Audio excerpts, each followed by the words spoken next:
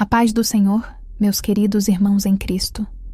Meu nome é Conceição Araújo, tenho 72 anos e hoje vivo aqui em Guarapuava mesmo, no Paraná, numa casinha simples, mas confortável. Meus vizinhos me conhecem como a Dona Conceição, aquela senhora baixinha de cabelo crespo curto, que sempre cumprimenta todo mundo na rua e gosta de cuidar das plantas na varanda. Trabalho fazendo alguns bicos de limpeza quando preciso, mas hoje em dia é mais para ocupar o tempo do que por necessidade, graças a Deus. Estou aqui hoje para compartilhar com vocês uma história que carrego no peito há muitos anos. Uma história de dor, mas também de fé. Uma história que quase me destruiu, mas que no final mostrou o poder da oração e da confiança no Senhor. Minha filha Letícia está aqui do meu lado enquanto falo. Já uma mulher feita de 43 anos. E ela sabe o quanto é difícil para mim revisitar esses momentos. Mas sinto que preciso contar, porque talvez alguém que esteja me ouvindo precise saber que mesmo nas trevas mais profundas, Deus não abandona seus filhos. Eu sei que muitas de vocês, minhas irmãs, conhecem a luta de criar filhos sozinha. Sabem o peso de acordar de madrugada pensando se o dinheiro vai dar até o fim do mês, se a criança vai ter o que comer, se você está fazendo tudo certo. Eu passei por isso. Passei por coisas piores também, mas isso é assunto para daqui a pouco. O que eu quero contar começa em 1989. Naquela época eu tinha 36 anos e a Letícia tinha 7. Nós duas morávamos num quartinho alugado na casa de uma senhora chamada Adalgisa, ali no bairro do Campo Velho, em Guarapuava mesmo. Era um cômodo pequeno, com uma cama de casal que a gente dividia, um armário velho que a dona Adalgisa tinha deixado ali, e uma janelinha que dava para o quintal dos fundos. O cheiro daquele quarto eu nunca esqueci. Tinha um misto de umidade da parede com o sabão em pó que eu usava para lavar nossas roupas, que ficavam secando num varal improvisado que eu tinha armado entre a janela e o armário. A dona Adalgisa era uma mulher de uns 49 anos, magra, alta, sempre com o cabelo preso num coque apertado e uma expressão séria no rosto. Ela era evangélica também, frequentava outra igreja ali perto, e tinha aquele jeito rígido de quem acha que tudo na vida tem que seguir uma regra. O aluguel era barato, graças a Deus, porque era o que eu conseguia pagar, mas ela cobrava no dia certinho. E se eu atrasasse, ela não precisava falar nada. O silêncio dela e aquele olhar pesado já diziam tudo. Eu trabalhava fazendo diária de faxina e lavagem de roupa. Acordava às 5 da manhã. Preparava um café simples para mim e para a Letícia. Pão com margarina, às vezes um pedaço de queijo quando dava. Levava ela até a escola e saía para o trabalho. Pegava ônibus, às vezes 2, dependendo de onde era a casa. Voltava tarde, cansada, com as mãos ásperas de tanto esfregar chão e torcer roupa. O dinheiro mal dava. Teve mês que eu atrasei a conta de luz. Teve mês que eu pedi fiado na vendinha do seu Joaquim, ali na esquina. E fiquei com aquela vergonha no peito toda vez que passava na frente. A Letícia era uma menina quietinha, obediente, cabelo crespo igual ao meu, mas ela gostava de usar com 2 trancinhas que eu fazia de manhã antes dela ir para a escola. Ela tinha uns olhos grandes, castanhos, que pareciam observar tudo ao redor com atenção. Não era de falar muito, mas quando falava, era para dizer coisa com sentido. As professoras sempre elogiavam, diziam que ela era educada, prestava atenção na aula, fazia as lições direitinho. Depois da escola, que ficava ali a 6 quadras de casa, a Letícia voltava sozinha. O caminho era simples. Ela saía da escola, caminhava até a pracinha em frente à igreja evangélica, virava à esquerda na rua principal, que era a rua Santos Dumont, e seguia reto por mais 4 quadras, até chegar na casa da dona Adalgisa. Era um trajeto que passava por casas, por uma padaria, por um mercadinho. Sempre tinha gente na rua. Eu conhecia aquele caminho de cor. Tinha feito ele centenas de vezes com ela, ensinando direitinho onde atravessar, para onde olhar. Ela sempre chegava em casa por volta das 4 horas da tarde, e eu geralmente conseguia chegar às 5, 5:30. A vida estava pesada. Eu tinha fugido de um casamento que quase me matou. O pai da Letícia era um homem violento. Me batia, me xingava, me controlava. Teve um dia que ele levantou a mão para a Letícia. Foi quando eu entendi que tinha que sair dali, nem que fosse com a roupa do corpo. Peguei a menina, coloquei numa mala o pouco que a gente tinha e saí de madrugada. Vim para Guarapuava porque tinha uma prima distante que morava aqui, mas quando cheguei, descobri que ela tinha mudado para São Paulo. Foi aí que conheci a dona Adalgisa, que tinha um anúncio na igreja oferecendo um quarto para alugar. A vizinhança não era fácil. Tinha uma mulher chamada Sueli, que morava em 3 casas para baixo, que vivia fazendo comentários. Eu ouvia ela falando com as outras mulheres na rua, naquele tom que parece que não quer que você escute, mas quer sim. Essas mães que criam filho sozinha, né? A gente nunca sabe onde essas crianças estão. Aquilo doía, porque eu estava fazendo o que podia. Foi nessa época que eu comecei a frequentar a Igreja Assembleia de Deus ali do bairro. Eu precisava de algum lugar onde eu pudesse respirar. A igreja ficava naquela pracinha que eu mencionei, a mesma que a Letícia passava na volta da escola. Era um prédio simples, pintado de branco, com um portão de ferro e uns bancos de madeira lá dentro que rangiam quando a gente sentava. O pastor se chamava Elias, um homem de uns 48 anos, cabelo grisalho, barriga saliente, jeito paternal. Tinha um auxiliar chamado Lúcio, mais novo, magro, quieto, que ficava mais nos bastidores. As primeiras vezes que fui, me senti deslocada. As outras mulheres pareciam ter uma vida mais arrumada. Eu era a mãe solo que chegava sempre atrasada, com a roupa um pouco amassada, sentava lá no fundo e saía rapidinho no final. A Letícia ia comigo nos cultos. Ela ficava quietinha do meu lado, balançando as perninhas no banco. Quando tinha a escola dominical, ela participava, mas nunca foi de se soltar muito. Era reservada. Quando alguém tentava pegar na mão dela ou fazer muita festa, ela se encolhia e vinha para perto de mim, segurava na barra da minha saia. E então, num domingo de setembro de 1989, o pastor Elias fez um anúncio no final do culto. Ele estava sorrindo, animado, e disse assim: Irmãos, quero apresentar para vocês uma serva de Deus que chegou há poucas semanas na nossa cidade e que já demonstrou um coração verdadeiramente dedicado às crianças de Deus. Ela vai trabalhar conosco no grupo infantil. Por favor, recebam com muito carinho a irmã Dalva Ribeiro. Uma mulher se levantou lá da frente e acenou para a congregação. Ela tinha uns 51 anos, cabelo castanho escuro preso num coque impecável, roupa discreta, uma saia azul marinho até abaixo do joelho e uma blusa branca de manga comprida. E um sorriso gentil. Ela agradeceu com voz suave, disse que estava muito feliz de estar ali e que amava trabalhar com crianças. Todo mundo aplaudiu. Eu também. Na época eu não tinha motivo para desconfiar de nada. Mas eu preciso dizer uma coisa antes de continuar, meus irmãos. Essa história aconteceu há mais de 30 anos. Eu vou contar tudo o que eu lembro, com o máximo de detalhes que consigo, mas tem coisas que o tempo apaga um pouco. Tem data que eu posso confundir, tem detalhe pequeno que talvez eu não lembre exatamente como foi, mas eu garanto para vocês que os pontos principais, os momentos mais importantes, aqueles que marcaram minha vida para sempre, esses eu lembro como se tivesse sido ontem. A irmã Dalva começou a trabalhar com as crianças logo no domingo seguinte. Ela organizou a salinha lá nos fundos da igreja, que antes era meio bagunçada, cheia de cadeira quebrada e rinário velho empilhado no canto.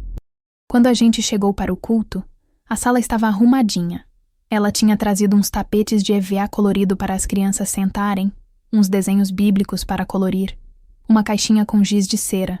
Tinha até uns adesivos com versículos, aqueles bem brilhantes que a criança gosta. As mães ficaram impressionadas. A Janaína, uma moça de uns 27 anos que frequentava a igreja e tinha uma filha da idade da Letícia, comentou comigo na saída. Que bênção, né, irmã Conceição? A gente precisava mesmo de alguém assim para cuidar das crianças durante o culto. Eu concordei. Parecia mesmo uma bênção. A Dalva tinha um jeito muito dedicado, sabe? Ela chegava sempre meia hora antes do culto começar. Ficava até o final ajudando a guardar as coisas, conversava com as mães, perguntava sobre as crianças. Como está na escola da Letícia? Ela gosta de estudar? Qual o horário que ela sai? Coisas assim. Na época eu achei que era só interesse genuíno. Ela trazia presentinhos pequenos às vezes. Um pirulito, uma bala, um caderninho. Distribuía para as crianças com aquele sorriso gentil. A maioria das crianças gostava dela. Corriam para cumprimentar, mostravam os desenhos que tinham feito. Mas a Letícia, não. A Letícia ficava quieta. Quando a Dalva se aproximava, ela respondia com educação. Minha filha sempre foi educada, mas não se soltava. Não sorria. Ficava naquela postura tensa, os ombros para frente. Lembro de uma vez que a Dalva ofereceu um pirulito especialmente para ela. Esse é seu, Letícia. De morango, que eu vi que você gosta. A Letícia agradeceu baixinho, pegou o pirulito, mas logo veio para perto de mim e segurou na barra da minha saia. Eu olhei para ela e perguntei: "Que foi, filha?" Ela só balançou a cabeça e disse que não era nada. Eu achei que era timidez. Mas não era só a Letícia que parecia incomodada. A Adriana, filha da Janaína, também começou a agir diferente. A Janaína me contou isso umas 2 semanas depois que a Dalva tinha chegado. A gente estava na porta da igreja, esperando as crianças saírem da salinha, e ela comentou baixinho: "Conceição, eu não sei se é impressão minha, mas a Adriana está estranha. Semana passada a Dalva foi lá em casa. Se ofereceu para ficar com as crianças enquanto eu ia no mercado. Foi só 1 horinha, mas depois disso a Adriana ficou diferente. Não quer mais ir para a igreja quando sabe que a Dalva vai estar. Teve pesadelo esses dias." Ela fez uma pausa e continuou: "Você não acha ela meio intensa demais com as crianças? Tipo, sempre querendo saber onde elas estão, que horas saem da escola?" Eu fiquei pensativa. Aquilo me incomodou por uns segundos, mas logo eu mesma me convenci de que era só o jeito dela. Respondi para a Janaína: "Ah, acho que é só porque ela gosta mesmo de criança, né? Ela parece bem dedicada." A Janaína concordou, mas ficou com aquela expressão de quem não está totalmente convencida. Agora, olhando para trás, eu vejo que a gente estava tentando não parecer paranoica, tentando não julgar. Nessa época também começou a frequentar a igreja um rapaz jovem chamado André Teles. Ele tinha uns 20 anos, tinha acabado de entrar para a polícia e morava ali perto. Era um moço magro, alto, de cabelo escuro cortado bem curto, jeito sério, mas gentil. Ele sentava sempre nas fileiras do meio, cantava os hinos com aquela voz grave e depois do culto ficava conversando com o pastor Elias e com o irmão Lúcio. Eu não conversava muito com ele, mas notava que ele observava as coisas. Tinha um jeito atento, sabe? Como se estivesse sempre prestando atenção em tudo ao redor. Um dia, depois do culto, eu estava saindo com a Letícia e ouvi o irmão Lúcio conversando com o pastor Elias ali perto da porta. O Lúcio era o auxiliar, um homem de uns 36 anos, magro, de óculos, sempre com uma Bíblia debaixo do braço. Ele tinha um jeito mais analítico, mais cuidadoso. Eu ouvi ele dizer assim: "Pastor, o senhor não acha estranho que a irmã Dalva tenha mudado de cidade tantas vezes nos últimos anos?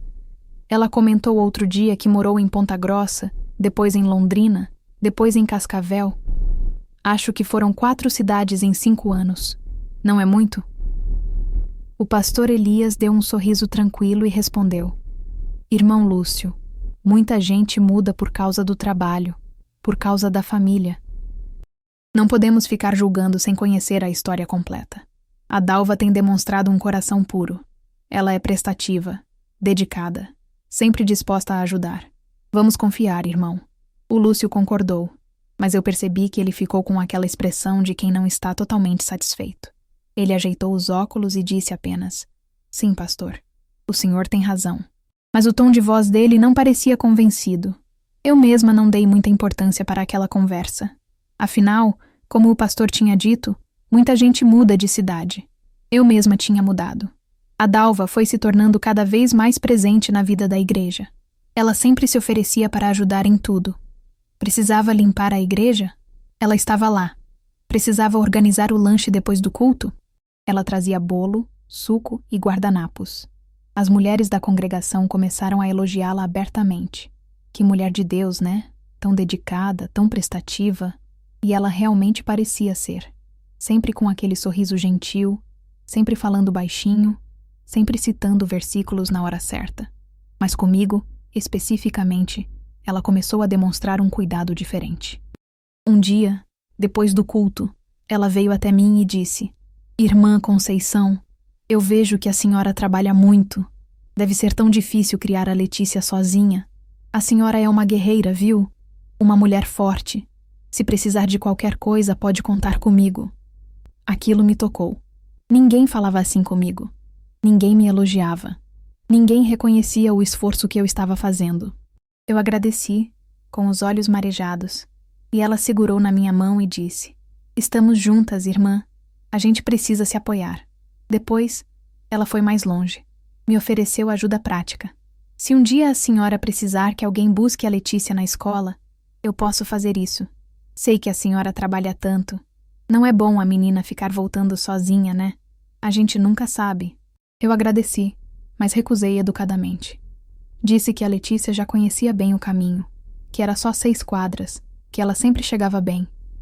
A Dalva sorriu e disse: Claro, claro, irmã. Mas fica o oferecimento. Qualquer coisa é só falar." Naquela época, minha vida estava especialmente difícil. Uma das famílias para quem eu fazia faxina tinha cancelado o contrato porque ia viajar por uns meses. Outra família tinha atrasado o pagamento. Eu estava devendo o aluguel para a dona Adalgisa, e ela já tinha começado a me olhar daquele jeito, sabe? Aquele olhar de cobrança silenciosa que pesa mais do que qualquer palavra. A Sueli, a vizinha fofoqueira, continuava fazendo comentários. Eu ouvia ela falando com as outras mulheres na rua. A Conceição passa o dia fora. Como é que ela sabe o que a filha está fazendo? Criança precisa de supervisão.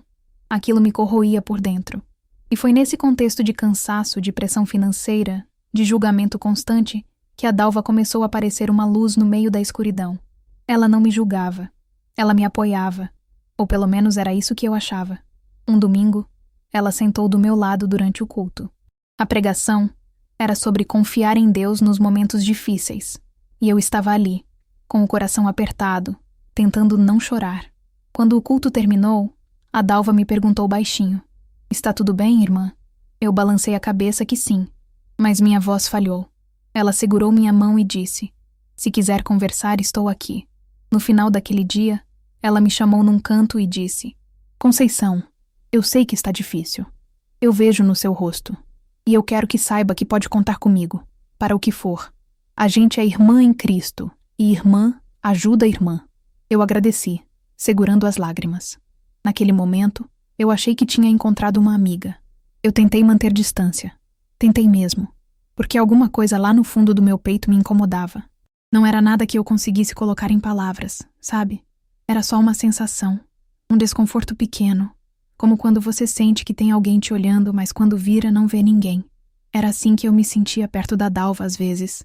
Mas a vida estava ficando cada vez mais difícil. E aquele desconforto parecia bobagem perto dos problemas reais que eu enfrentava. O dinheiro simplesmente não estava dando. A família que tinha atrasado o pagamento acabou dizendo que não ia mais precisar dos meus serviços. Simples assim, sem aviso, sem explicação. Eu perdi 1/3 da minha renda de uma hora para outra. O aluguel vencia dali a 5 dias, e eu não tinha o valor completo. Fui falar com a dona Adalgisa. Tentei explicar que ia atrasar uns dias, mas que eu ia pagar sim, que era só até eu conseguir mais um trabalho. Ela me olhou com aquela expressão dura e disse apenas: "Conceição, eu tenho contas para pagar também. Não posso ficar esperando." Não gritou, não xingou, mas o tom gelado doeu mais do que qualquer grito. Naquela semana, eu acordava às 4 da manhã e ia de porta em porta procurando trabalho. Perguntava na padaria, na farmácia, nas casas maiores do bairro de cima: "A senhora precisa de alguém para fazer faxina? Para lavar roupa?" A maioria dizia que não. Alguns pegavam meu nome, mas eu sabia que não iam ligar. Uma senhora até falou assim: "Ah, mas você é aquela que mora lá na casa da Adalgisa, né? Aqui cria a filha sozinha." "Ai, não sei não, vou pensar." O julgamento estava na voz dela. A Letícia percebia que alguma coisa estava errada. Ela era pequena, mas era esperta. Me via sair cedo, voltar tarde, com a cara cansada. Uma noite ela perguntou: "Mãe, a gente vai ter que sair daqui?" Eu segurei o rosto dela com as mãos e disse: "Não, filha. A mãe vai dar um jeito. Pode confiar." Mas por dentro eu não tinha certeza nenhuma. Foi nessa semana que eu consegui uma entrevista para fazer faxina numa clínica veterinária ali perto do centro. Só que o horário era exatamente na hora que a Letícia saía da escola. Eu não podia perder aquela entrevista. Precisava daquele trabalho. Mas também não podia deixar minha filha esperando sozinha na escola. Foi aí que eu pensei na Dalva. Ela tinha oferecido ajuda tantas vezes, sempre dizendo que podia buscar a Letícia, que não era incômodo nenhum. E naquele momento, eu realmente não tinha outra opção. A Janaína não podia porque trabalhava no mesmo horário. A dona Adalgisa nunca se ofereceu para nada. Os vizinhos, com exceção da Sueli, que só servia para julgar, mal falavam comigo. Então, no domingo seguinte, depois do culto, eu procurei a Dalva. Ela estava guardando os materiais da escola dominical, organizando os gizes de cera de volta na caixinha. Quando me viu, sorriu. Irmã Conceição, como está? Eu respirei fundo e disse: Irmã Dalva, eu preciso de um favor. Na quinta-feira eu tenho uma entrevista de emprego no horário que a Letícia sai da escola. A senhora poderia buscar ela e trazer aqui para a igreja? Eu venho pegar logo depois da entrevista. É só 1 horinha, no máximo. O rosto dela se iluminou. Ela segurou nas minhas mãos e disse: Claro, irmã. Claro que sim. Pode deixar comigo.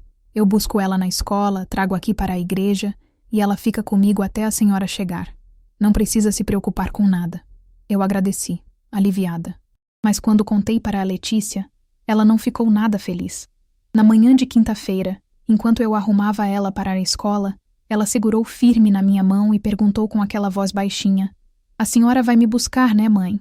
Eu ajoelhei na frente dela e disse: Filha, a mãe tem uma entrevista muito importante.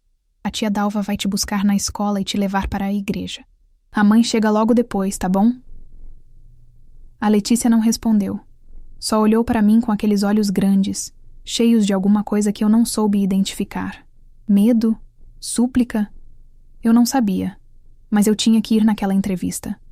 Quando cheguei na igreja, por volta das 5:30, a Letícia estava sentada num cantinho da salinha, quietinha, com um desenho nas mãos que a Dalva tinha dado para ela colorir. Assim que me viu, ela levantou e veio correndo. Me abraçou forte, como se tivesse ficado muito tempo sem me ver, mesmo tendo sido só 1 hora. A Dalva sorriu e disse: Ela é tão comportada, irmã Conceição. Foi um prazer cuidar dela. Sempre que precisar, pode contar comigo. Eu agradeci, mas senti um aperto no peito que não conseguia explicar. Era como se alguma coisa não estivesse certa, mas eu não sabia o quê. No caminho de volta para casa, a Letícia segurou na minha mão o tempo todo. Ela não falou nada sobre a tarde, e eu não perguntei por que estava cansada e com a cabeça cheia de preocupação com a entrevista. Paralelamente, a pressão da vizinhança continuava. A Sueli fazia questão de falar alto quando eu passava. Essas mães que trabalham fora o dia todo. A gente nunca sabe onde os filhos estão, né? A dona Adalgisa começou a me olhar com ainda mais frieza, como se eu já tivesse falhado em alguma coisa que ela esperava de mim. Na igreja, eu soube depois que o irmão Lúcio tinha levantado de novo a questão dos obreiros novos numa reunião administrativa. Ele tinha sugerido que a igreja criasse uma política de verificar referências de igrejas anteriores antes de aceitar alguém em posição de liderança. O pastor Elias tinha respondido com firmeza: Lúcio, não podemos fechar as portas para quem quer servir ao Senhor. A Dalva tem demonstrado um coração puro. Não vamos começar a desconfiar de todo mundo. Isso não é cristão. O Lúcio não insistiu mais, mas eu sei que ele ficou incomodado. A Janaína também continuava com aquela sensação estranha em relação à Dalva, mas nenhuma de nós duas tinha coragem de falar abertamente. A gente tinha medo de parecer paranoica, de parecer que estava julgando uma serva de Deus sem motivo.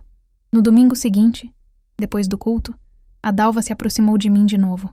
Ela disse: Irmã Conceição, deixa eu levar a Letícia até o portão. Quero conversar com ela um pouquinho, conhecer ela melhor. A gente quase não conversa. Ela é tão quietinha. Eu olhei para a Letícia. Ela estava me olhando com aqueles olhos grandes, como se estivesse me pedindo alguma coisa. Mas eu não tinha motivo claro para recusar. A Dalva era uma obreira da igreja, uma mulher de Deus, sempre gentil, sempre prestativa. Por que eu ia dizer não? Então eu disse: Claro, irmã Dalva, pode levar ela. A Dalva pegou na mão da Letícia e começou a caminhar em direção ao portão. A Letícia olhou para trás, procurando meu rosto, e eu acenei para ela. Mas aquele olhar ficou comigo. ficou pesando no meu peito. Era como se ela estivesse me pedindo para não deixar, para ir junto, para não a deixar sozinha com aquela mulher. Mas eu deixei. E esse foi um dos maiores erros que eu cometi na minha vida. Foi numa quinta-feira. Uma quinta-feira comum, de 1989. Eu saí cedo para trabalhar numa casa de família, no outro lado da cidade, lá perto do centro. A Letícia foi para a escola normalmente. Eu arrumei as trancinhas dela, dei o café, coloquei o lanche na mochila azul com desenho de ursinho que ela adorava. Ela estava quietinha naquela manhã, mais quieta do que o normal. Antes de sair, ela me abraçou forte e disse: "Até mais tarde, mãe." Eu beijei a testa dela e disse: "Até mais tarde, minha filha. A mãe chega às 5. A rotina era sempre a mesma. A Letícia saía da escola às 3:30 da tarde e fazia o trajeto de 6 quadras até a casa da dona Adalgisa. Passava pela pracinha em frente à igreja, virava à esquerda na rua Santos Dumont, seguia reto até em casa. Eu conhecia cada pedaço daquele caminho. Tinha andado com ela dezenas de vezes. Era seguro. Sempre tinha gente na rua. Sempre tinha comércio aberto. A menina sempre chegava em casa por volta das 4 horas, e eu chegava às 5, 5:30. Mas naquele dia, quando cheguei em casa às 5:15, a Letícia não estava lá. No começo, eu pensei que ela tivesse se atrasado conversando com alguma coleguinha, ou que tivesse ido ao banheiro da escola antes de sair. Esperei. 5:20, 5:30, 5:45. O sol começou a descer. Meu coração começou a bater mais rápido. Saí na rua, olhei para os 2 lados. Nada. Voltei para dentro. Olhei de novo. Nada. Às 6 horas, saí correndo. Gritava o nome dela pelas ruas. "Letícia! Letícia!" Batia nas portas dos vizinhos. "Alguém viu minha filha? Alguém viu a Letícia?" Alguns saíam para ajudar a procurar. Outros só olhavam com aquela expressão que misturava pena e alguma outra coisa que eu não queria reconhecer. A Sueli estava na calçada conversando com outra mulher, e eu ouvi ela dizer baixinho. Eu sabia que ia dar em alguma coisa. Criança sozinha na rua. Corri até a escola. Estava fechada. Bati na porta da frente com força. Gritei. O porteiro apareceu assustado. Eu perguntei se ele tinha visto a Letícia. Ele disse que sim, que ela tinha saído no horário normal, sozinha, como sempre, que estava tudo normal. Senti minhas pernas fraquejarem. Voltei para o bairro. Passei pela pracinha, pela padaria, pelo mercadinho. Perguntei para todo mundo. Ninguém tinha visto. Ninguém sabia de nada. A noite estava caindo de vez, e minha filha não estava em casa. Quando finalmente aceitei que algo estava terrivelmente errado, fui para a delegacia. Estava quase escuro. Eu mal conseguia respirar. Entrei pela porta e disse para o primeiro policial que vi: "Minha filha desapareceu. Minha filha de 7 anos não voltou da escola." Foi o André quem me atendeu. O André Teles, aquele rapaz jovem que frequentava a igreja. Ele estava de plantão. Quando me viu, ele se levantou imediatamente e me levou para uma sala. Disse: "A senhora vai me contar tudo, com calma. Vamos encontrar ela." Eu estava tremendo. Mal conseguia falar direito. Mas relatei tudo.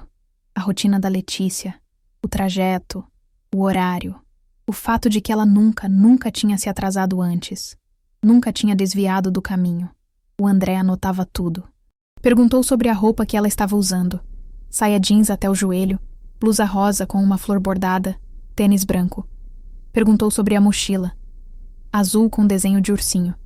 Perguntou se ela tinha algum problema em casa, se tinha algum motivo para fugir. Eu disse que não, que jamais.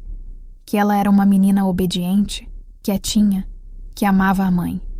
O André tratou o caso com seriedade desde o primeiro momento. Ele não me julgou. Não insinuou que era culpa minha. Só anotou tudo e disse que ia começar as buscas imediatamente. Mas então chegou o superior dele.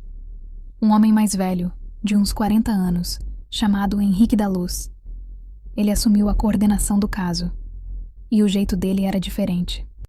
Ele me olhava com aquela expressão de quem já decidiu o que aconteceu antes mesmo de ouvir a história completa. Ele perguntou: "A senhora tem certeza de que ela não fugiu? Crianças dessa idade às vezes fazem isso. Ficam chateadas com alguma coisa em casa e saem andando." Eu disse com a voz tremendo de desespero: "Minha filha não fugiria. Ela não faria isso. Ela não é assim. Ele anotou, mas o tom de voz dele deixava claro que ele não acreditava muito. Disse que podia ser fuga voluntária, ou que podia ser alguém de fora da cidade que passou por ali e levou ela. Disse isso como se minha filha já estivesse perdida para sempre. O André discordava. Eu via no rosto dele. Mas ele era jovem, recém-entrado na polícia. Não tinha autoridade para confrontar o superior. Então ele só organizou os grupos de busca. Chamou outros policiais.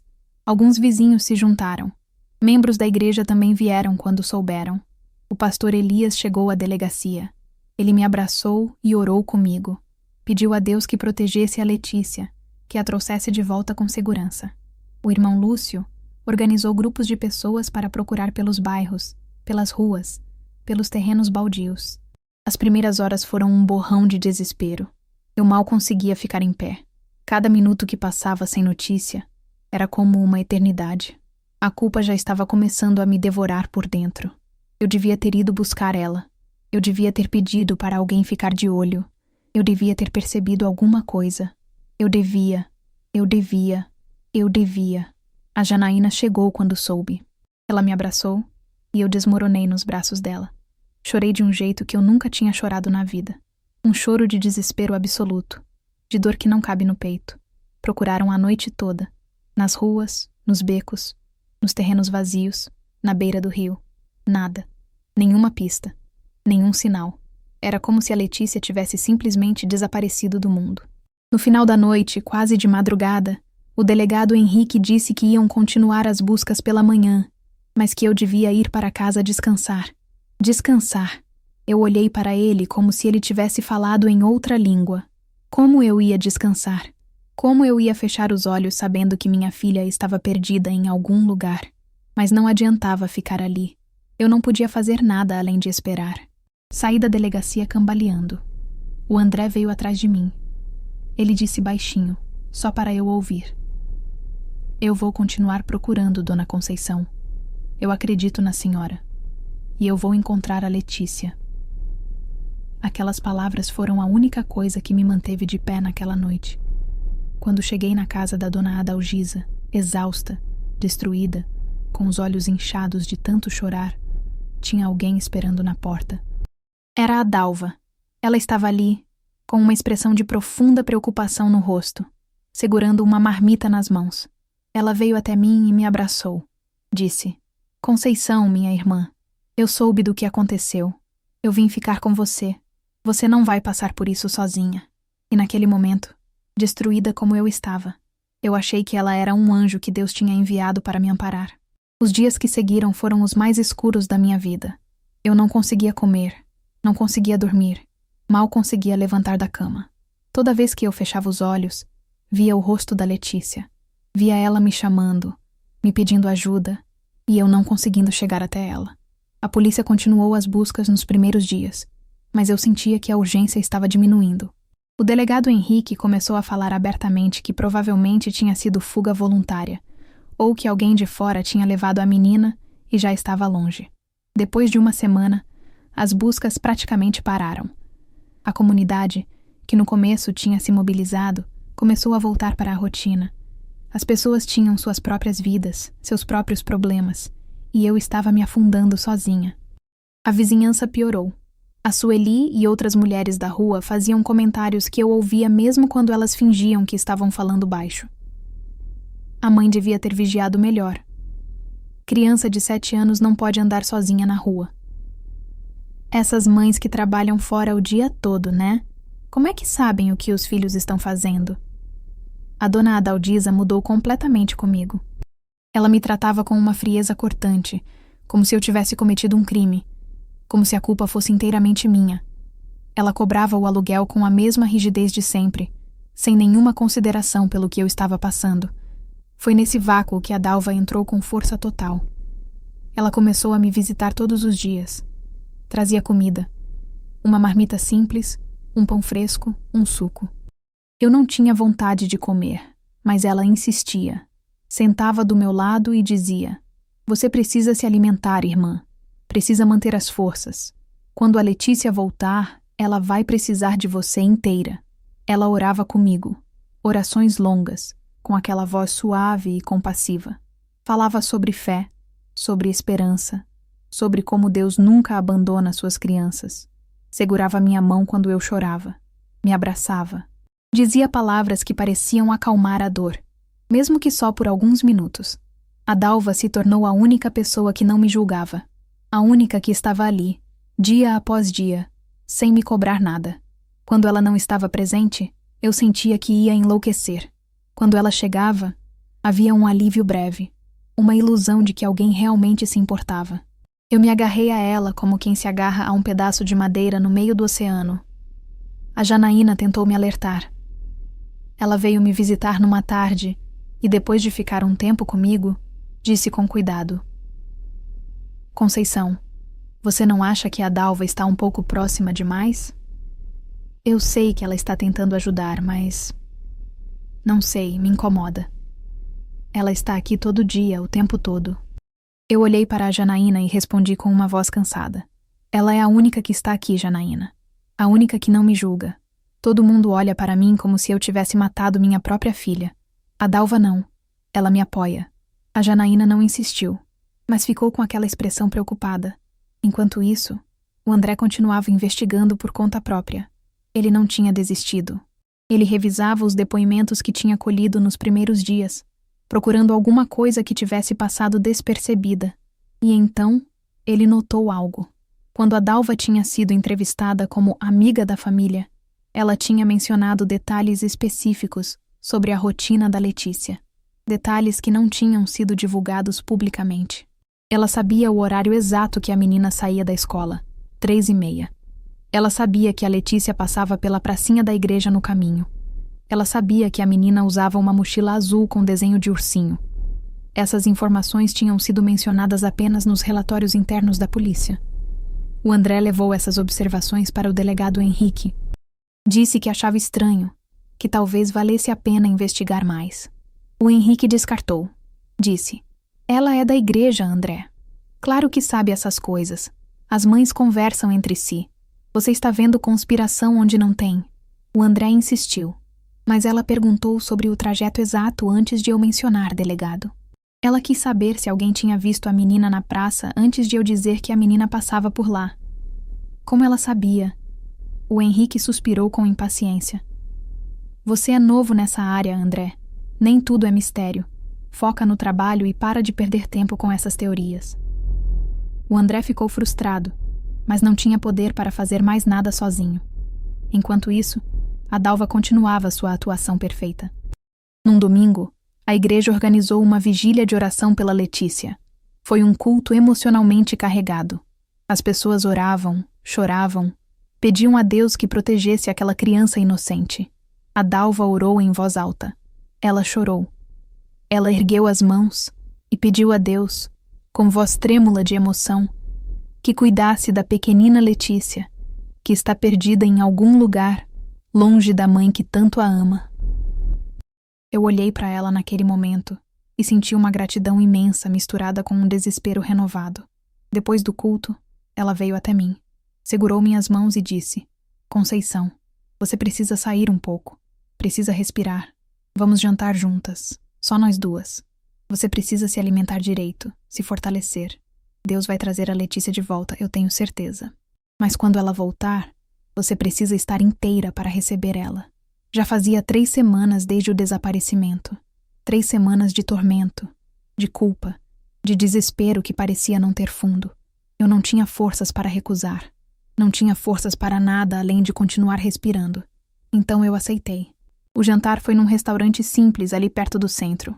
Um lugar pequeno com mesas de madeira e toalhas xadrez. A Dalva tinha escolhido o lugar. Disse que era tranquilo, que a gente podia conversar com calma. Sentamos numa mesa no canto. Ela pediu para mim uma sopa de legumes, pão, suco de laranja. Disse que eu precisava comer alguma coisa quente, que fazia bem. Eu olhava para o prato sem vontade nenhuma, mas forcei algumas colheradas para não desapontá-la. A Dalva conversava com aquela maestria dela. Falava sobre dor, sobre perda, sobre fé. Contava histórias vagas sobre sofrimentos que ela mesma tinha passado. Nunca com muitos detalhes, sempre meio nebuloso, mas soava verdadeiro. Ela tocava levemente na minha mão. Falava com ternura sobre esperança, sobre como Deus sempre tem um propósito mesmo quando a gente não entende. Pela primeira vez em 3 semanas, eu senti um mínimo de conforto, como se talvez, só talvez, eu conseguisse sobreviver àquilo. A Dalva parecia genuinamente preocupada comigo. Parecia realmente se importar. Então ela disse que precisava ir ao banheiro. Levantou, pegou a bolsa para levar, mas depois mudou de ideia e deixou na cadeira. Disse: "Já volto, irmã." E foi. Eu fiquei ali, mexendo na sopa sem vontade, olhando para o nada. Foi quando ouvi um barulho seco. Olhei para baixo. Uma caneta tinha caído da bolsa da Dalva, que estava na cadeira ao lado. Abaixei para pegar. Era uma caneta comum, azul.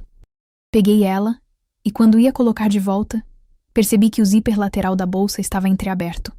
Não muito, só uma fresta, mas dava para ver o interior.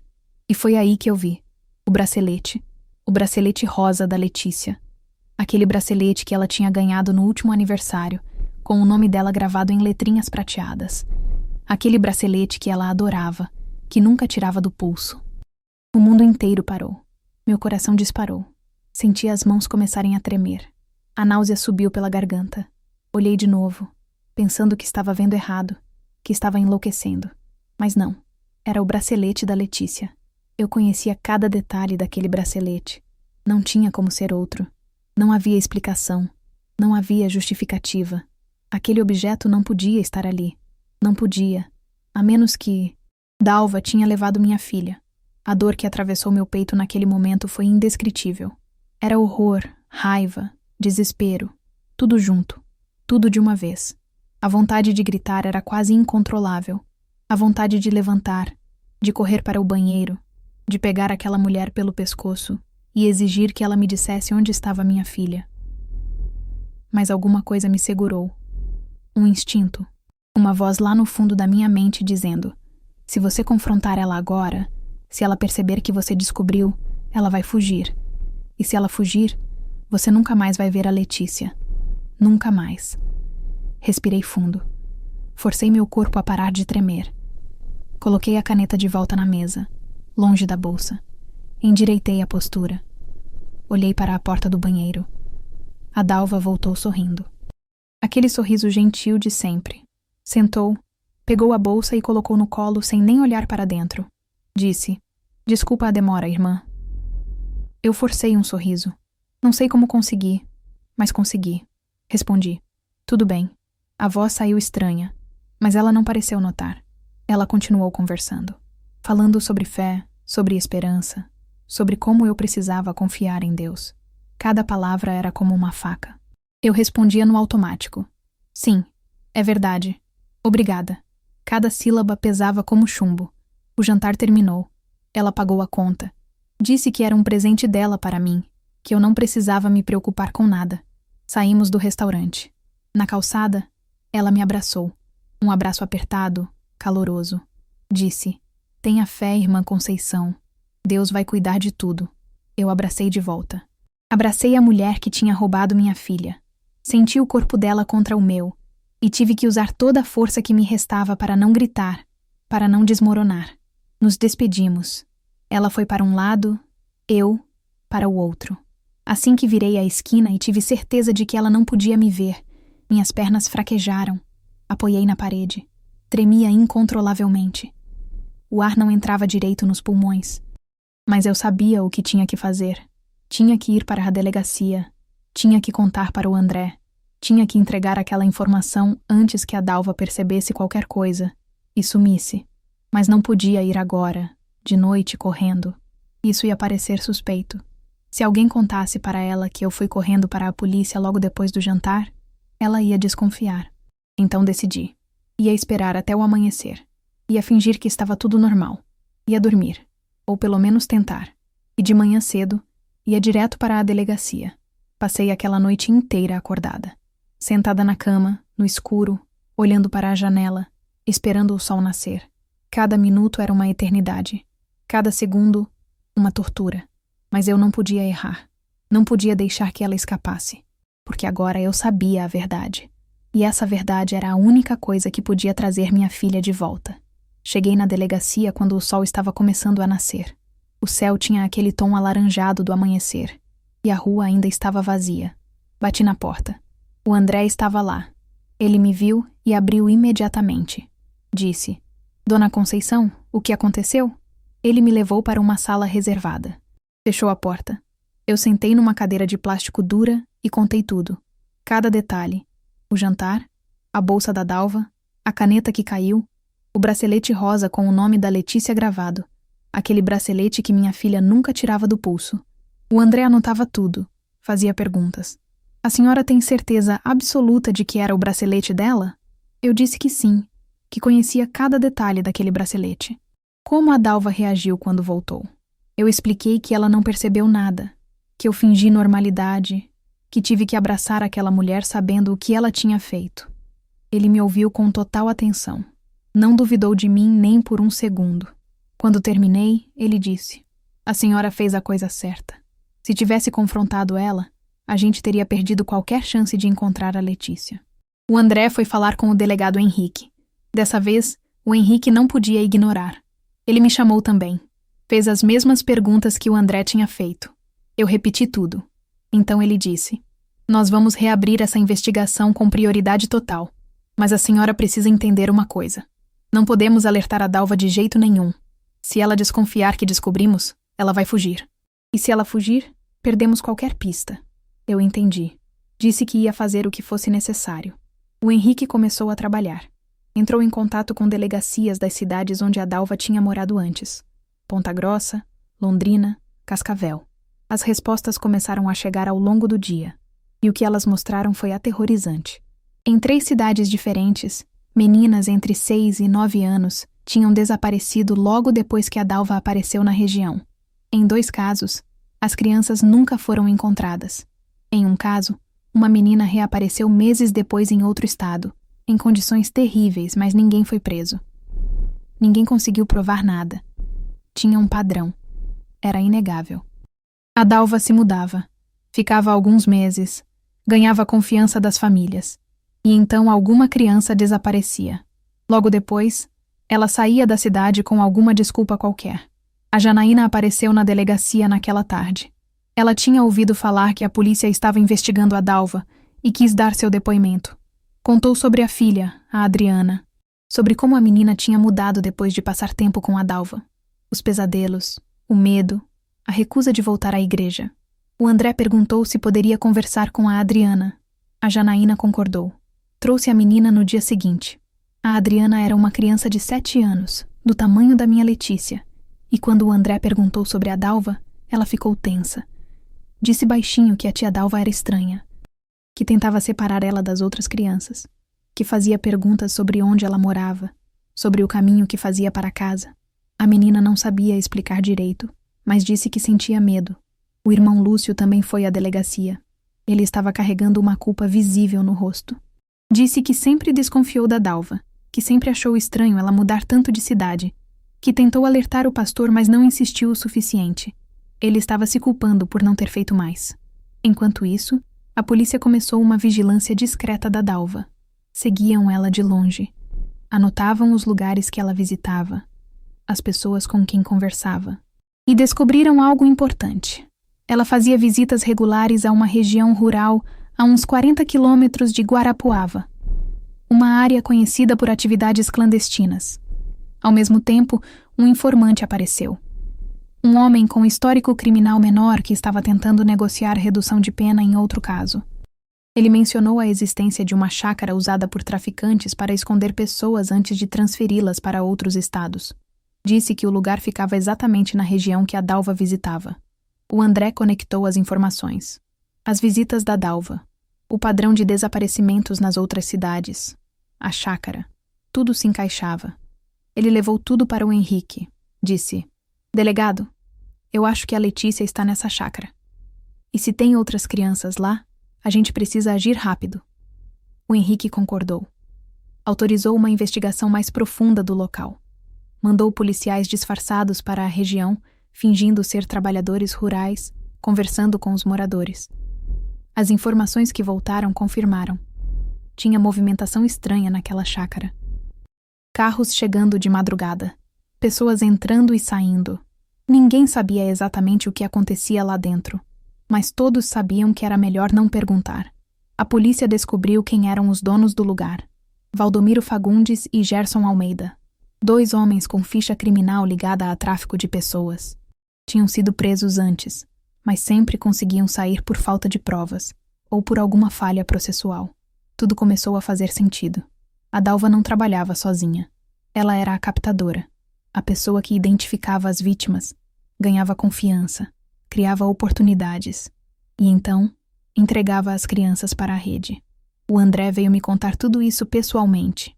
Ele disse: Dona Conceição, a gente identificou onde a Letícia provavelmente está. Estamos preparando uma operação de resgate.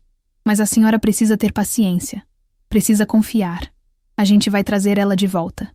Pela primeira vez em semanas, senti uma fagulha de esperança. Era uma esperança dolorosa, porque ainda podia dar errado. Mas era esperança. Os dias seguintes foram de uma tensão que eu nem sei explicar. A polícia confirmou que a Dalva estava mesmo ligada àquela chácara. Fizeram vigilância 24 horas. Viram ela chegando lá mais de uma vez. Conversaram com moradores da região que confirmaram ter visto a mulher por ali. Descobriram que o lugar era operado por aqueles 2 homens, o Valdomiro e o Gerson. Informantes disseram que eles mantinham crianças lá temporariamente antes de transferir para outros estados. Era uma operação grande, organizada, que funcionava há anos. O delegado Henrique organizou uma operação de resgate. Mas deixou muito claro: era sigilosa. Ninguém podia saber. E eu não podia participar. Eu implorei. Disse que precisava estar lá. Ele foi firme. A senhora não pode ir. É perigoso. E se alguma coisa der errado, a senhora não vai querer estar lá para ver. Uma assistente social chamada Sônia Benites começou a me acompanhar. Ela era jovem, tinha uns 26 anos, magra, com cabelo castanho preso num rabo de cavalo. Ela vinha me visitar, conversava comigo, tentava me preparar para qualquer resultado. Ela nunca mentia. Nunca disse que tinha certeza de que ia dar tudo certo. Só dizia: a polícia está fazendo tudo o que pode. Agora a gente precisa esperar. Esperar. Eu odiava aquela palavra. Mas era tudo o que eu podia fazer. O André vinha me ver de vez em quando. Ele evitava criar expectativas que não pudesse cumprir. Só garantia que estavam trabalhando sem parar, que não iam desistir. A Janaína continuava ao meu lado. Ela ficava comigo em silêncio, só fazendo companhia. Às vezes a gente não falava nada por horas. Só ficava ali, uma do lado da outra. Enquanto isso, a igreja estava em conflito total. Quando as suspeitas sobre a Dalva começaram a circular, a congregação se dividiu. Alguns membros se recusavam a acreditar. Diziam que era absurdo, que a Dalva era uma mulher de Deus, que aquilo tudo era perseguição. Outros, como o irmão Lúcio, estavam furiosos. Sentiam que tinham sido manipulados, enganados. O pastor Elias entrou em crise. Ele questionava tudo: seu discernimento, sua liderança, sua capacidade de proteger o rebanho. Ele tinha sido o que trouxe a Dalva para dentro da igreja. Ele que tinha dado a ela acesso às crianças. Aquilo estava destruindo ele por dentro. As reuniões da igreja ficaram tensas. Tinha discussões sobre como aquilo tinha acontecido, como ninguém tinha percebido. O Lúcio pressionava para criar novos protocolos de segurança. Outros diziam que isso era reagir com medo em vez de fé. E o pior, a Dalva continuava frequentando a igreja normalmente. Ela não sabia que estava sendo vigiada. Não sabia que a polícia já tinha descoberto tudo. Ela chegava nos cultos com aquele sorriso gentil, cumprimentava todo mundo, orava em voz alta pela Letícia. E eu tinha que estar lá. O André tinha me pedido. Disse que se eu parasse de ir à igreja de repente, a Dalva ia desconfiar. Então eu ia. Sentava na mesma sala que ela. Cantava os mesmos hinos. Ouvia ela orando pela minha filha, pedindo a Deus que protegesse aquela criança inocente. Era uma tortura. Eu mal conseguia respirar. Ficava olhando para ela e pensando: você sabe onde minha filha está. Você fez isso. E está aqui, fingindo se importar. Teve um domingo que ela veio falar comigo depois do culto. Me abraçou. Disse: Não desista da fé, irmã Conceição. Deus vai fazer justiça. Eu tive que abraçar ela de volta. Tive que sorrir. Tive que agradecer. Quando cheguei em casa naquele dia, vomitei. A tensão era insuportável. E então, numa quinta-feira à noite, o André apareceu na minha porta. O rosto dele estava sério. Ele disse: Dona Conceição, a polícia recebeu uma informação. As crianças que estão na chácara vão ser transferidas para outro estado dentro de 48 horas. A gente precisa agir agora. A operação vai acontecer amanhã de madrugada. Eu senti as pernas fraquejarem. Ele segurou meu braço e disse: É a última chance. Mas a gente vai fazer tudo certo. A gente vai trazer a Letícia de volta. Passei aquela noite sem dormir. De novo. Rezei sem parar. Pedi a Deus que protegesse minha filha, que guiasse os policiais, que fizesse aquela operação dar certo, porque se desse errado, eu sabia que não ia sobreviver. A operação começou às 4 da manhã. Eu não estava lá, mas o André me contou cada detalhe depois. A polícia cercou a chácara em silêncio absoluto. Tinha polícia por todos os lados. O delegado Henrique comandava tudo. O André estava lá também, armado, pronto para entrar. Eles invadiram ao mesmo tempo. Porta da frente, porta dos fundos, janelas. Houve resistência. O Valdomiro tentou fugir pelos fundos, mas foi capturado rapidamente. Os policiais o derrubaram no chão, algemaram. Ele gritava, xingava, tentava se soltar. O Gerson, o outro homem, era mais rápido. Ele conseguiu escapar pela mata densa nos fundos antes que conseguissem cercá-lo. Sumiu na escuridão. Os policiais tentaram seguir, mas perderam ele. Dentro do galpão improvisado, escondido atrás da construção principal, encontraram as crianças. Tinha várias. 6, 7, algumas mais velhas, outras bem pequenas. Estavam em condições terríveis. Magras, sujas, assustadas. Algumas choravam. Outras estavam em silêncio, olhando para o nada. E no meio delas estava a Letícia. Minha filha estava muito magra. Olheiras fundas. Roupas sujas e rasgadas. Cabelo desgrenhado. Quando viu os policiais entrando, ela se encolheu no canto, aterrorizada. O André se aproximou devagar. Ele ajoelhou na frente dela. Falou com voz suave. Letícia, você está segura agora. Ninguém vai te machucar. Sua mãe está esperando você. Ela olhou para ele sem reagir, como se não conseguisse processar que aquilo era real, como se tivesse medo de acreditar. Ele estendeu a mão. Ela olhou para a mão dele por um longo tempo. Então, devagar, segurou. Levaram todas as crianças para fora. Paramédicos estavam esperando. Cobertores, água, atendimento médico imediato. Horas depois, quando finalmente me deixaram ir até lá, eu estava tremendo tanto que mal conseguia ficar em pé. A Sônia estava comigo. Ela segurava meu braço, me ajudava a caminhar. Chegamos no local. Tinha viatura policial por todo lado. Fita amarela isolando a área. Pessoas de uniforme indo e vindo. E então eu vi. A Letícia estava sentada numa cadeira, envolta num cobertor, sendo examinada por um paramédico. Parei na entrada do galpão. Olhei para ela. Minha filha, minha pequena. Ali, viva. Ela levantou os olhos, me viu. Demorou alguns segundos para reconhecer. Ela piscou, franziu a testa, como se estivesse num sonho e não soubesse se era real. Então eu disse o nome dela, Letícia. E algo quebrou dentro dela. Ela levantou, começou a correr, tropeçou no cobertor. Eu corri também. Nos encontramos no meio. Ela se jogou nos meus braços e nós duas caímos no chão. Eu segurei ela com toda a força que eu tinha. Beijei a testa dela 1000 vezes. Segurei o rosto dela com as mãos. Olhei nos olhos dela. Repeti sem parar. Você está aqui. Você está aqui.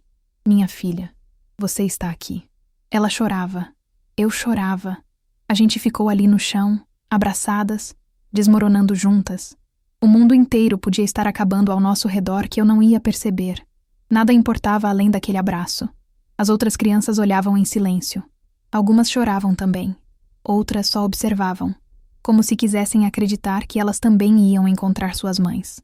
Depois de um tempo que pareceu eternidade e ao mesmo tempo passou rápido demais, os paramédicos vieram. Disseram que precisavam examinar a Letícia direito.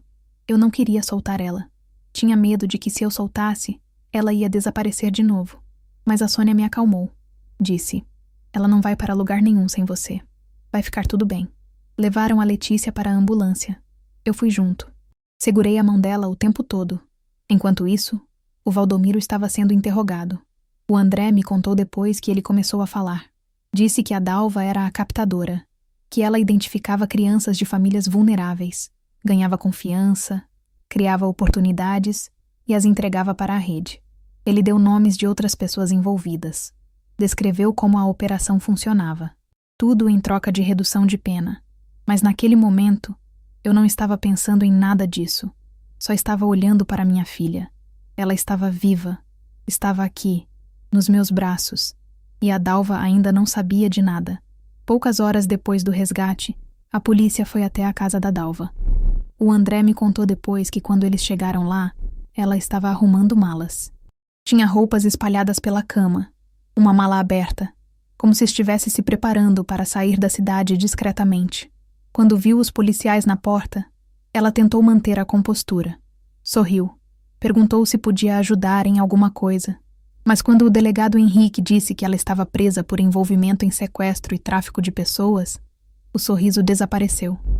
Ela tentou negar. Disse que era um absurdo, um mal-entendido, mas as provas eram incontestáveis. O bracelete da Letícia foi encontrado na bolsa dela. Os testemunhos, as ligações confirmadas com a rede criminosa, o padrão de desaparecimentos nas outras cidades. Tinha até moradores da região rural que confirmaram ter visto ela na chácara várias vezes. Levaram ela para a delegacia. Durante o interrogatório, ela continuou negando no começo. Mas quando mostraram todas as evidências, quando ela percebeu que não tinha saída, começou a confessar. Parcialmente. Do jeito dela, calculado. Ela admitiu que identificava crianças de famílias vulneráveis, que ganhava confiança, que entregava elas para a rede em troca de dinheiro. Ela deu nomes de outros envolvidos em diferentes estados. Descreveu rotas de tráfico, locais de operação, detalhes da organização, tudo em troca de redução de pena. O André me contou depois um detalhe que me fez sentir ainda mais enjoo. Quando revistaram a casa da Dalva, encontraram uma caixa escondida debaixo da cama. Dentro tinha vários objetos de crianças. Pulseiras, presilhas de cabelo, um sapato pequeno, um caderninho com desenho. Eram troféus, souvenirs das vítimas dela. O psicólogo que analisou o caso disse que era uma compulsão, uma forma dela manter controle sobre as crianças mesmo depois de entregá-las. Por isso ela tinha guardado o bracelete da Letícia. Não foi descuido, foi doença. Uma doença que, graças a Deus, acabou sendo a própria armadilha dela. Mas ela nunca demonstrou remorso verdadeiro. Nunca pediu desculpas. Nunca chorou pelas crianças. Era tudo negociação. Tudo interesse próprio até o fim.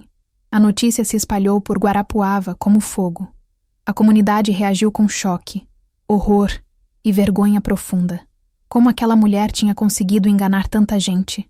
Como ninguém tinha percebido. A igreja entrou em crise devastadora. O pastor Elias teve um colapso emocional. Ele tinha sido o que trouxe a Dalva para dentro da congregação. Ele que tinha dado acesso às crianças. Ele que tinha descartado as preocupações do irmão Lúcio. Aquilo destruiu ele. Ele questionava sua vocação, seu discernimento, sua capacidade de liderar. Alguns membros deixaram a igreja. Não conseguiam processar a traição. Não conseguiam voltar para aquele lugar sabendo que uma criminosa tinha estado ali, no meio deles, fingindo servir a Deus. O irmão Lúcio assumiu uma postura mais firme. Ele implementou novos protocolos de segurança. Verificação de referências obrigatória para qualquer pessoa que fosse trabalhar com crianças. Nunca mais um adulto ficaria sozinho com uma criança sem que outro adulto estivesse presente. Ele estava determinado a que aquilo nunca mais acontecesse. A Janaína me procurou uns dias depois do resgate. Ela chegou na minha casa com os olhos vermelhos. Sentou do meu lado e disse: Conceição, eu devia ter insistido mais. Devia ter falado mais alto. A Adriana tinha medo da Dalva, e eu sabia. Mas eu não fiz nada. Eu segurei a mão dela e disse: Janaína, eu também vi os sinais na Letícia. Também senti que tinha alguma coisa errada. Nenhuma de nós conseguiu nomear o perigo porque ele estava disfarçado de bondade. A culpa não é nossa. Mas mesmo dizendo isso, eu sabia que a culpa ia continuar existindo. Para mim, para ela, para o pastor, para o Lúcio. A gente ia carregar isso para sempre. A Letícia começou a ser acompanhada pela Sônia, a assistente social. A menina precisava de ajuda profissional. Os sinais de trauma eram claros e profundos. Ela não conseguia dormir sem luz acesa. Acordava gritando no meio da noite, suada, tremendo. Tinha pesadelos horríveis que ela não conseguia ou não queria descrever. Ela entrava em pânico quando via mulheres que lembravam a Dalva. Uma vez, no mercado, viu uma senhora de cabelo preso num coque e começou a gritar. Segurava na barra da minha saia o tempo todo, como se tivesse medo de que eu fosse desaparecer também se ela me soltasse por um segundo. Ela evitava falar sobre os dias em cativeiro. Quando alguém perguntava, ela ficava muda. Desviava o assunto. Ou simplesmente saía do lugar. A Sônia trabalhava com ela devagar, sem forçar.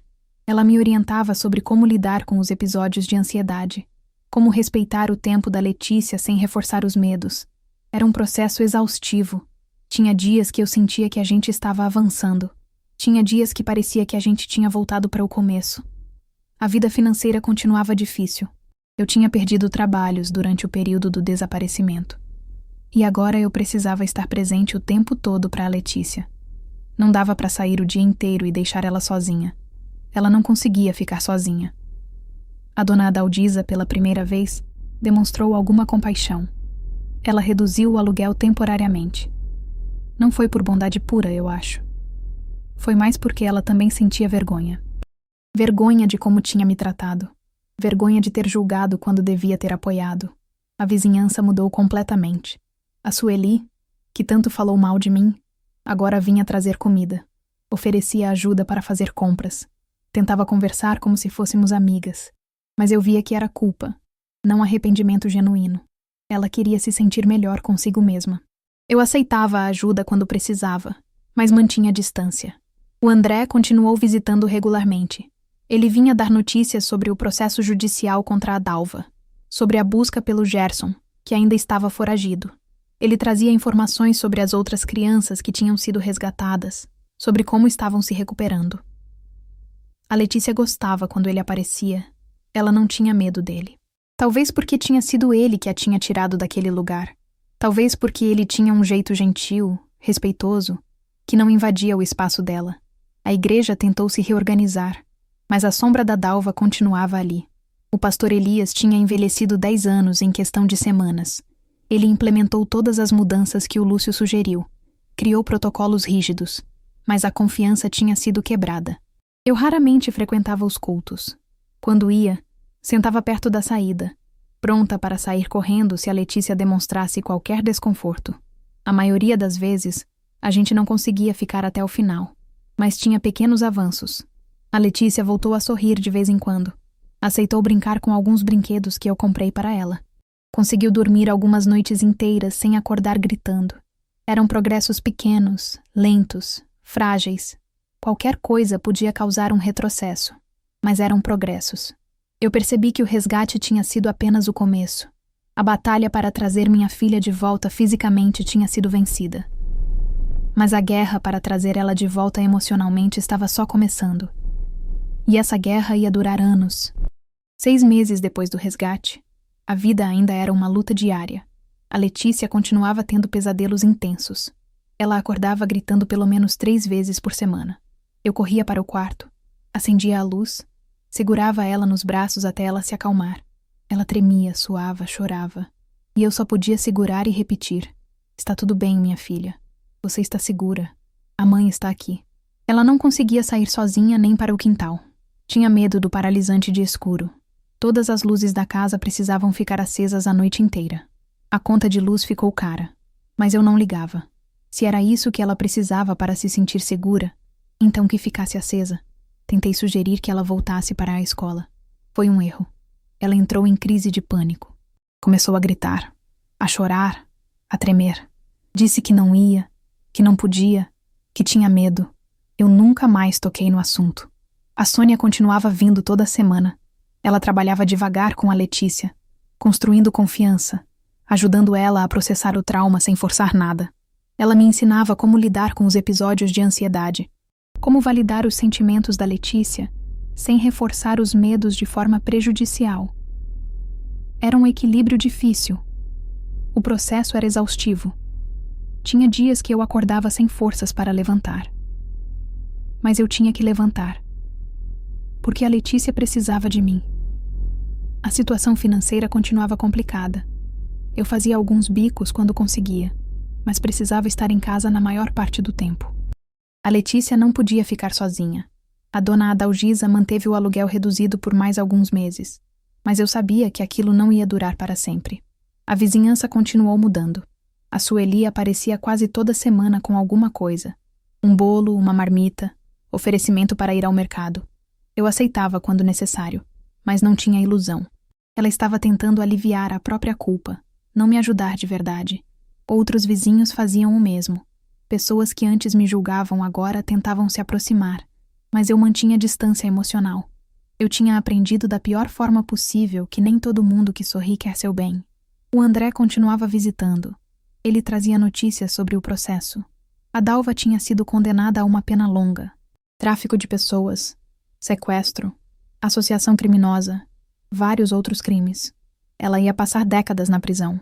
O Valdomiro também tinha sido condenado. O Gerson ainda estava foragido, mas a polícia continuava procurando. Quando o André vinha, a Letícia ficava mais calma. Ela conversava com ele. Não muito, mas conversava. Ele nunca pressionava. Nunca fazia perguntas sobre o cativeiro. Só perguntava como ela estava, se tinha feito alguma coisa legal durante a semana. Coisas simples assim. A igreja estava diferente também. O pastor Elias tinha envelhecido visivelmente. Os cabelos mais brancos, os ombros curvados, a voz mais fraca. Ele tinha implementado todos os novos protocolos de segurança, mas a culpa continuava pesando nele.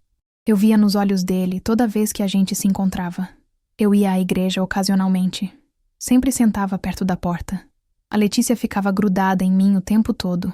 Se alguém tentava falar com ela, ela se escondia atrás de mim. A maioria dos membros entendia e respeitava. Mas tinha alguns que insistiam em dizer coisas como "Deus curou ela, né?" Ou "Graças a Deus está tudo bem agora." Eu sorria e agradecia, mas por dentro ficava com raiva. Não estava tudo bem. Estava longe de estar tudo bem. Mas tinha momentos bons também. Pequenos momentos que me davam esperança. A Letícia voltou a sorrir de vez em quando. Um sorriso pequeno, rápido, mas era um sorriso. Ela aceitou brincar com uma boneca que eu comprei. Ela conseguiu dormir uma semana inteira sem pesadelos. Foram só 7 noites, mas foram 7 noites de paz. Ela começou a desenhar. A Sônia tinha sugerido como forma de expressão. A Letícia desenhava flores, casas, o sol. Nunca desenhava pessoas, mas desenhava coisas bonitas, e isso já era alguma coisa. Eu comecei a perceber que a cura não era uma linha reta. Não era uma coisa que você alcança e pronto, acabou. Era uma jornada cheia de idas e vindas. Tinha dias bons e dias ruins. Tinha semanas de progresso e semanas de retrocesso. Mas a gente continuava, porque era isso que a gente tinha que fazer. E lá no fundo, muito lá no fundo, eu começava até a acreditar que talvez um dia a gente conseguisse viver de novo. Não da mesma forma. Nunca ia ser como antes. Mas talvez a gente conseguisse construir uma vida nova. Uma vida onde as cicatrizes existissem, mas não definissem tudo. E agora, meus irmãos, eu estou aqui em 2025. Tenho 72 anos. A Letícia tem 43. Nós duas decidimos revisitar essa história juntas. Não para gravar nem para testemunho público. Só para a gente mesma. Para fechar esse ciclo que ficou aberto por tanto tempo. Sentamos aqui em casa. Eu contando. Ela ouvindo. Ela segura minha mão enquanto eu falo. Quando chego na parte do jantar, quando falo sobre o momento em que vi o bracelete dela na bolsa da Dalva, minha voz treme. A Letícia aperta minha mão mais forte. Não precisa dizer nada. Só aperta. Uns dias depois de eu terminar de contar tudo, a gente recebeu uma visita. O André. Ele tem 56 anos agora. Se aposentou da polícia há poucos anos. Ele veio tomar um café com a gente, conversar sobre aqueles dias de 1989. Ele me disse uma coisa que eu nunca vou esquecer. Ele disse: "Conceição, aquele caso definiu minha carreira inteira. Depois do que aconteceu com a Letícia, eu me especializei em desaparecimentos de crianças. Desenvolvi protocolos de investigação. Salvei outras vidas por causa do que aprendi com você. Você me ensinou que acreditar nas vítimas pode fazer toda a diferença. Aquilo me emocionou profundamente. Saber que o sofrimento da gente tinha servido para proteger outras famílias. Que não tinha sido em vão. O André também me contou que o Gerson, aquele homem que fugiu da chácara, foi morto em 2014, num confronto policial em outro estado. Ele estava cometendo crime parecido quando foi pego. O Valdomiro continua preso. E a Dalva, com 87 anos agora, permanece numa unidade prisional feminina. Ela está debilitada, sem visitas, esquecida. A existência dela praticamente desapareceu do mundo, mas não desapareceu da nossa memória.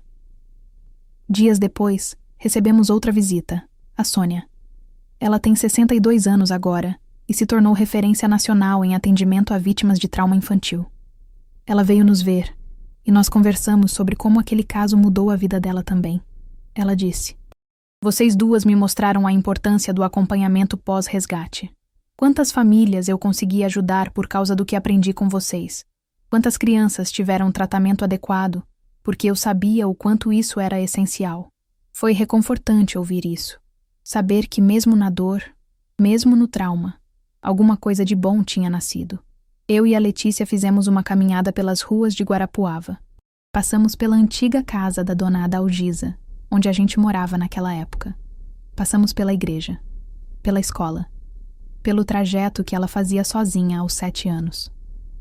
Caminhamos juntas agora, em silêncio, processando décadas de dor e de cura, olhando para aqueles lugares que guardavam tantas memórias. A casa da dona Adalgisa estava diferente, pintada de outra cor, com outros moradores. Ela faleceu há 8 anos, e eu fui ao velório. Não por ela exatamente, mas porque precisava fechar aquele ciclo. Ela nunca pediu desculpas pela forma como me tratou naqueles dias terríveis, mas nos últimos anos de vida dela, quando nos cruzávamos na rua, havia uma vergonha silenciosa no olhar. Ela sabia que tinha me julgado quando deveria ter me apoiado, e isso, de certa forma, era o mais próximo de um pedido de perdão que ela conseguiu dar. Eu perdoei, não por ela, mas por mim. Eu disse para minha filha: "Sabe, filha, eu nunca mais consegui ver domingo à noite sem lembrar daquele jantar. O momento em que descobri que o maior inimigo que eu já enfrentei na vida estava sentado na minha frente, sorrindo, fingindo consolo." A Letícia ficou quieta por um tempo. Depois disse: "Mas foi também um momento que me salvou, mãe. Se a senhora tivesse confrontado ela naquela hora, eu não estaria aqui." Eu olhei para minha filha, adulta, funcional. Ela construiu uma vida apesar de tudo. Trabalha como auxiliar administrativa numa empresa aqui em Guarapuava. Tem relacionamentos. Tem amigos. Vive. Não é uma vida sem cicatrizes. As marcas estão lá, mas ela vive. E isso é a verdadeira vitória. Eu carreguei culpa por anos. Culpa por não ter percebido os sinais antes. Culpa por ter confiado na Dalva. Culpa por ter deixado aquela mulher se aproximar da minha filha. Mas a Letícia me disse uma coisa que mudou minha perspectiva. Ela disse: "Mãe, a senhora fez o impossível. A senhora manteve a calma quando qualquer pessoa teria desmoronado. A senhora fingiu normalidade sentada na frente de quem sequestrou sua própria filha. E foi isso que me trouxe de volta. A senhora me salvou." Eu chorei. Chorei como não chorava há anos. E ela me abraçou. E nós duas ficamos ali, abraçadas, deixando décadas de dor finalmente encontrarem algum descanso. Essa história nunca vai me abandonar completamente. Ela faz parte de quem eu sou. Mas eu retomei o controle da minha própria narrativa. Eu não sou mais só a mãe que quase perdeu a filha. Eu sou a mãe que lutou, que acreditou, que não desistiu. Eu sou a mulher que sobreviveu ao pior pesadelo que uma mãe pode enfrentar e ainda assim continuou em pé. E hoje, ao contar essa história para vocês, meus irmãos, eu falo com a voz que foi silenciada pelo trauma. Eu falo com a força que pensei ter perdido. Eu falo pela graça de Deus que me sustentou quando eu achei que ia morrer de dor. Se você que está me ouvindo está passando por alguma escuridão, se está enfrentando algo que parece impossível de superar, eu quero que saiba: você é mais forte do que imagina. E Deus não abandona seus filhos nas trevas. Antes de terminar, eu queria pedir que vocês incluíssem nas suas orações a nossa irmã Vicência. Ela me enviou um pedido de oração muito especial. Ela pediu para orarmos por Victor Eduardo Valdirene Alzirene Andrew, Vanessa Matos, Emerson Valente, Victoria Letícia, Bárbara, Valentina, Vicência, e por Dineia, Flaviane, e também por Jaime e Sofia. São muitas pessoas que a irmã Vicência carrega no coração, cada uma passando por suas lutas, cada uma precisando da intercessão dos irmãos. Eu peço que vocês incluam todos esses nomes nas suas orações diárias, que Deus cubra cada um deles com proteção, com livramento, com a graça e a misericórdia do Senhor. Se esse testemunho tocou seu coração, se inscreva no canal, deixe seu like e compartilhe com alguém que precisa ouvir uma história de fé e superação. E não se esqueça de orar pela irmã Vicência e por todos que ela trouxe diante de nós. Que Deus abençoe cada um de vocês. A paz do Senhor.